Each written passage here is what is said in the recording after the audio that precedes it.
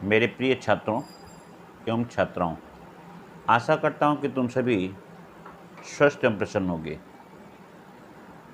आज के इस वीडियो में मैं तुम्हें सारा आकाश उपन्यास राजेंद्र यादव द्वारा लिखित के उत्तरार्ध भाग का प्रथम सर्ग का तीसरा नंबर वीडियो बनाने जा रहा हूं। यह उस समय की घटना है जब दिवाकर समर का मित्र समर से यह कहता है कि उसकी माँ उसकी पत्नी के पीछे पड़ी हुई है। बार बार वह उसकी पत्नी को ताने मारती है, उलाना देती है, रोज़ घूमती है, पाश्चात्य देशों के शैली को अपनाती है, पाश्चात्य माने पश्चिमी सभ्यता का प्रयोग करती है, ऐसे कपड़े पहनती, वैसे कपड़े पहनती है। इन सभी बातों से दिवाकर का मन झल्लाया हुआ है। वह समर से कहता है, कल ही की बात है, देखो सुनो, पत्नी एक सिनेमा क्या देख ली, माँ ने उसे बाउंडर बना दिया, इतनी सारे उसके ताने मारे, इतनी बातें कहे, मन तो ऐसा कह रहा है कि आज ही उसका कलेजा ठंडा कर दूं। यहाँ कहने का तात्पर्य आज ही मैं उससे, उनके कहने का तात्पर्य यह है कि आज ही उससे कह दूं कि यदि तुमसे और मेरी पत्नी से या उन दोनों के व्यवहार में एकरूपता नहीं है, भिन्नता है, तो वे दोनों अपना अलग राह देखें। अर्थात माँ और पत्नी दोनों ही अलग बनाकर खाएं, क्योंकि सभ्यता ही है, चाहे पूर्वी सभ्यता हो चाहे पश्चिमी सभ्यता। आज के युग में सभी दूसरों की नकल करते हैं। यदि उसकी पत्नी भी नकल करती है, सिनेमा सर्कस देखती है, कपड़े उसी ढंग से पहनती है, तो उन्हें चिढ़ाना नहीं चाहिए। ये बात तैस में आकर दिवाकर बोला, देसी और विदेशी की बात नहीं जानता। कहता है, देसी और विदेशी की बात नहीं जानता, लेकिन देसीपन का नाम ले करके कार्टून जैसी सूरत बनाए रखना भी मुझे पसंद नहीं है। देशी सभ्यता या अपने भारतीय सभ्यता का दावा करके और कार्टून की तरह का, मतलब कि मासूमियत का जीवन व्यतीत करना, यह उसे पसंद नहीं है। मेरी बात का बुरा न मानना, लेकिन अगर मैं पूछूं कि ऊंची ऊंची बिना क्रीज इस्त्री की पतलून और गंदी सिकुटी कमीज या अंग्रेजी ढंग से कटे बालों से लटकती लट्टू जैसी गांठ वाली चोटी हो, अगर देसीपना है तो हम इसे दूर से प्रणाम करते हैं। ध्यान देना, यहाँ कहने का तात्पर्य क्या है। दिवाकर यह कहता है कि व्यक्ति पश्चिमी सभ्यता को अपनाता है, फुल पैंट पहनता है, कोट पहनता है, शर्ट पहनता है, कमीज पहनता है और चोटी ऊंची ऊंची बनाता है। यदि इन पश्चात सभ्यता को ही ये भारतीय सभ्यता समझता है पैंट पहनना, लेकिन वह पैंट क्या है कि पश्चिमी सभ्यता के लोग जो हैं वह अपने नित्य प्रति कपड़े को साफ करते हैं, कपड़े को इस्त्री करते हैं या उसमें क्लीच देते हैं, मार देते हैं। तो इस तरह से फिट फाट करके, टाई बेल्ट लगा करके जब वो निकलते हैं तो देखने में सुंदर लगते हैं। लेकिन भारतीय लोग उसी परिधान को पहन करके परिधान को पहनते हैं, लेकिन न उसे साफ करते हैं, न उस पर मार डालते हैं, न उस पर क्लीच करते हैं। यदि ऐसे ही कपड़े को पहनना है तो दिवाकर कहता है कि मैं उसे दूर से ही प्रणाम करता हूँ। अर्थात मुझे ऐसे भारतीय कपड़े पहनना पसंद नहीं है। आगे फिर से देखोगे थोड़ा सा, अगर इसी देश में आदमी जरा ढंग से रहने लगे तो विदेशी कैसे कह रहा है यदि उसी हमारे ही भारत में व्यक्ति सही ढंग से नहाता है, धोता है, स्वच्छ सुंदर कपड़े पहनता है, उसे ठाट बाट से क्लीच करवा करके, नील टिनोपाल लगा करके यदि सुंदर ढंग से पहनता है और चलता है, तो वह विदेशी कैसे हो गया? अपने ही देश में रह करके अच्छे कपड़े पहन करके ठाट बाट से चलना, समाज के साथ कंधे से कंधे मिला करके चलना। वह यह नहीं कहता है कि विदेशी कपड़े पहन लेने से व्यक्ति विदेशी हो जाता है, उसका विचार विदेशी हो जाता है। कपड़े पहनने से किसी का बात व्यवहार नहीं बदलता है, वह अपनापन ही दिखाता है। तो वह कहता है इसे हम विदेशी कैसे कर सकते हैं? यह पहनिए ताकि हवा चलने पर टांगों से अलग धोती स्वतंत्रता दिवस के झंडे की तरह से फहराए और आप उसे संभालते संभालते उसके पीछे भागे। ध्यान देना, समझाता है कि लोगों का क्या विचार है कि हम खादी कपड़े पहने, कुर्ता धोती पहने। कुर्ता धोती परिधान तो है, भारतीय सभ्यता का ही परिधान है, बड़े बड़े महापुरुषों ने पहना। लेकिन आज के युग में दिवाकर कहता है कि यदि हम ऐसे कपड़े पहनते हैं तो जैसे तिरंगा झंडा लहराता है थोड़ा सा हवा पाने पे, वैसे हमारा धोती भी लहराता रहेगा, हमारे कुर्ते भी उड़ते रहेंगे। अब हम उन धोती और कुर्तों को संभालने में लगेंगे या हम आगे अपना रास्ता देखेंगे? हम उन कपड़ों को संभालेंगे या हम अपने समाज के लिए कुछ कार्य करेंगे? इस तरह से वह जो है कहता है कि इस तरह की सभ्यता तो ठीक नहीं है, उल्टा पुल्टा किसी के विषय में कहना सही नहीं है। हमें अपने ही तरह से जीने की कला होनी चाहिए, इसमें किसी भी व्यक्ति का हस्तक्षेप नहीं होना चाहिए। आगे देखो, पेज नंबर 36 पे है, मेरा चेहरा लाल हो गया। समर का कथन है, यह यहाँ पे पूछा जाएगा, मेरा चेहरा लाल हो गया, मुझे लेकर वह कई बार ऐसा कह चुका है। ध्यान देना, यह कथन किसका है? यहाँ पे वक्ता कौन है, श्रोता कौन है, किस स्थान पे कहा गया है, किस रूप में कहा गया है? इस प्रकार से 3-4 प्रश्न तुम्हारे मन मस्तिष्क में उतरना चाहिए। तो मेरा चेहरा लाल हो गया, यह कथन समर का है या कहेंगे वक्ता समर है, जो दिवाकर अपने मित्र की बातों को सुन करके उनकी बातों को सोचता है और उसके विषय में वह समझ करके कुछ अपने मन से कहता है। मुझे लेकर वह कई बार ऐसा कह चुका है और हर बार मैंने इसे व्यक्तिगत पसंद और विश्वास का टाल दिया। समर कहता है कि मैंने भी उसकी बातों को सुना और मैंने उनकी बातों को सुनकर कि यह कहा, यह व्यक्तिगत फैसला है, यह व्यक्तिगत पसंद है और विश्वास की बात है।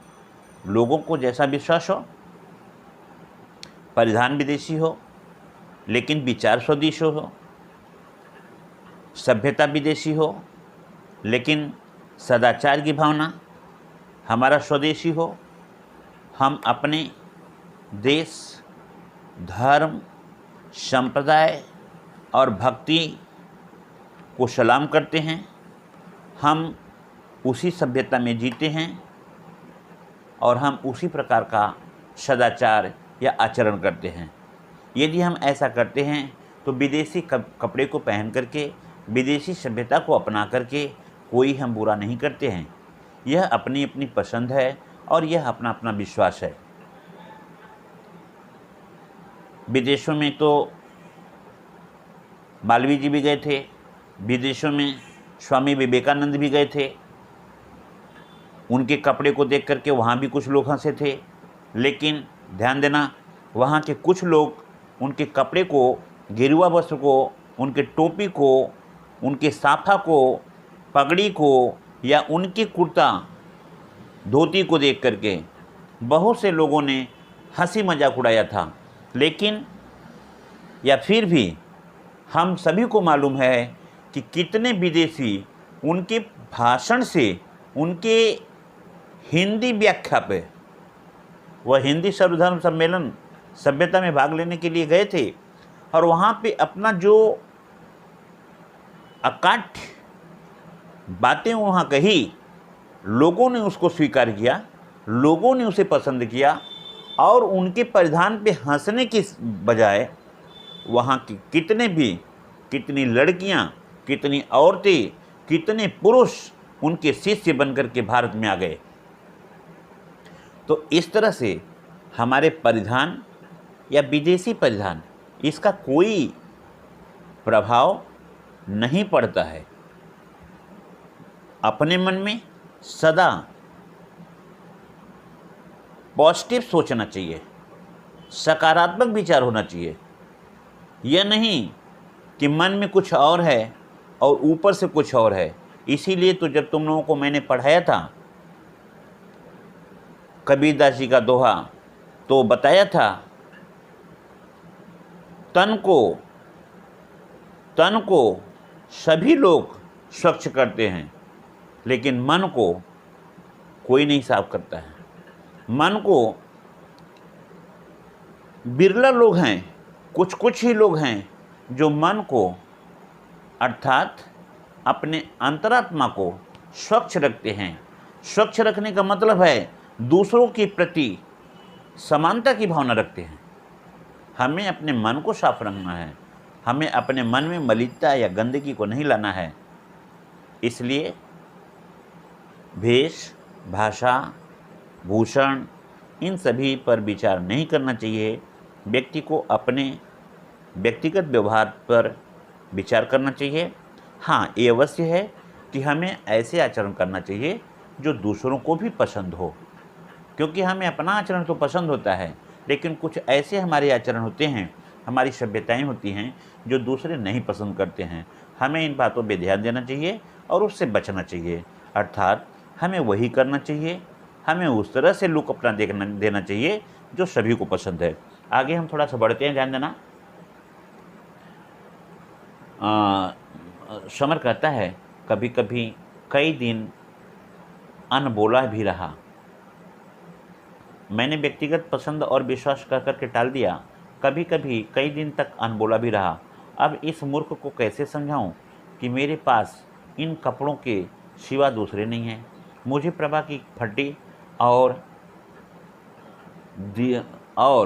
थिगलियाँ लगी धोती का ख्याल हो आया, लेकिन जैसे ही प्रभा का चेहरा सामने आया, मैं दिवाकर की सारी बकवास भूल गया और बोला, अच्छा बाबा, अब बस भी कर, कॉलेज की डिबेट थोड़ी ही है, सुबह सुबह मेरा मूड मत खराब कर।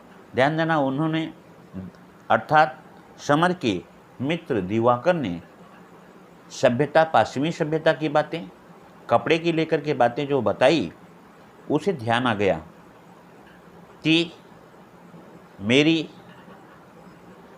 पत्नी प्रभा, जो कि अभी जल्द ही उसका शादी हुआ है, ससुराल आई है, लेकिन उसके कपड़े फटे हैं, उसकी साड़ी फटे हैं। मैं उसे नई साड़ी नहीं ला करके दे सकता। मेरे कपड़े इस तरह के हैं। जैसे ही प्रभा का चेहरा उसके सामने आ जाता है, वह दिवाकर की सारी बातों को भूल जाता है और कहता है उसकी सभी बातें बकवास है, उसकी सारी बातें बकवास है। और यह भी कहता है कि दिवाकर सुनो, यह कोई स्कूल का डिबेट्स नहीं है। डिबेट्स का मतलब होता है प्रतिस्पर्धा नहीं है कि बातें बोलते जाओ और उस पर आंसर सुनते जाओ, कौन सही है कौन गलत है। इस तरह की जो है कटी फटी बातें करना बंद करो और यहीं पे शांत हो जाओ। लेकिन आज अचानक अपनी प्रसन्नता के मूड का कुछ अता पता तो दो। बात मेरे ओठों तक आ गई। दबा कर बोला, ध्यान देना, यूँ ही कोई ख़ास बात नहीं है। अच्छा, तू भी अब नहा धो कर के मुझे भी चलने दे, मुझे कई बहुत ज़रूरी पत्र डालने हैं। ला 2-4 पोस्ट कार्ड दे दे। सहसा मेरा सारा शरीर सिहर उठा। मुझे प्रभा का पोस्ट कार्ड मांगने का ढंग आया। ध्यान देना, वह अब समर कहता है कि चलो बातें बंद करो, अब बहुत बातें हो चुकी है, तू भी नहा धो करके तैयार हो जा। और हाँ, यदि तुम्हारे पास 2-4 ठो पोस्ट कार्ड है तो तू पोस्ट कार्ड मुझे दे दो, क्योंकि मुझे चिट्ठियाँ डालनी हैं। क्योंकि उसे ध्यान आ गया, जब अभी कुछ ही दिन पहले उसका प्रभा से मुलाकात हुआ है और प्रभा से वह मधुर संबंध जब अपना देखता है, मधुर व्यवहार देखता है, तो उसका दिल पसीज आता है और उसे अपने भूल, अपने अपराध का बोध होता है और वह प्रभा से अपराध के लिए क्षमा तो नहीं मांगता है, लेकिन क्षमा से ज़्यादा उसे पश्चाताप होता है। प्रभा से उससे यही बात करती है, आज तक कभी आपने मेरी बातें भी नहीं सुनी, न तो कभी मेरा सुधि ली। मैं कैसे जी रही हूँ या मर रही हूँ, कभी आपने पूछा नहीं। यह बात उसे चुभ गई, यह बात उसे चुभ गई। उसे पश्चाताप होने लगा, उसके मधुर स्पर्श का उसे बोध होने लगा कि हाय, मैंने अपने पत्नी प्रभा पर कितने सारे जुल्म किए, कितने सारे अत्याचार किए, ऐसा नहीं करना चाहिए। और अपने मन में ही लेकर के वह वहाँ से जब उठता है तो प्रभा धीरे से कहती है, मुझे एक पोस्टकार्ड ला करके दे दो, क्योंकि मुझे अपनी माँ को पत्र लिखना है। आज वही बात उसे ध्यान आ जाता है और वह दिवाकर से कहता है, यदि 2-4 पोस्टकार्ड हो तो तुम मुझे दे दो, क्योंकि मुझे पत्र डालना है।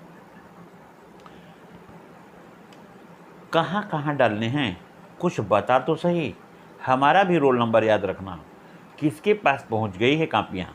वह हंसा, फिर गंभीर हो गया। ध्यान देना, यहाँ समर तो कहता है कि उसे कई पत्र डालने हैं। दिवाकर क्या समझता है कि शायद उसे पता चल गया है कि उसके बोर्ड की कापियाँ, जो अभी एग्ज़ाम हुआ है उसकी कापियाँ कहाँ कहाँ गई है, वह उसे जान चुका है। शायद वह अपने रोल नंबर को उस पर भेजेगा ताकि उसे कुछ अच्छे नंबर मिल पाए। तो ही इसीलिए कहता है कि तुम मुझे भी तो बता, कहाँ कहाँ पहुँची है कापियाँ। फिर गंभीर हो गया, यार इधर उधर पहुँच निकालो न सुना, दुनिया भर के लड़के दिग्विजय करने निकल पड़े हैं, जिनसे कभी जन जिंदगी में नहीं मिले, उनके पास आ धमकते हैं और रौब से काम निकलवा लेते हैं।